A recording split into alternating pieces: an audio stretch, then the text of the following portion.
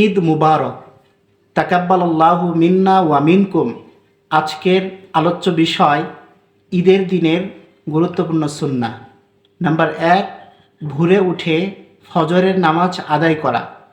Number 2, মেসওয়াক করা।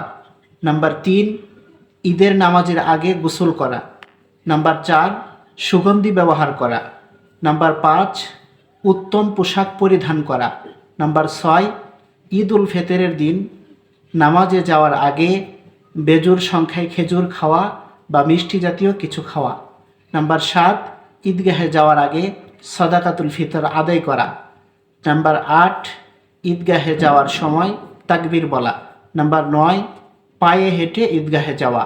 Number 10, ঈদের নামাজ ঈদগাহে খোলা মাঠে আদায় করা। নাম্বার 11, এক রাস্তা দিয়ে যাওয়া এবং অন্য রাস্তা দিয়ে ফিরে আসা। নাম্বার 12, ঈদের নামাজের পর খুতবা শোনা। নাম্বার 13, মুসলিমদের সাথে সাক্ষাৎ করা, শুভেচ্ছা বিনিময় করা, বিশেষ করে এই দোয়া বলা, তাকাব্বালাল্লাহু মিন্না ওয়া মিনকুম।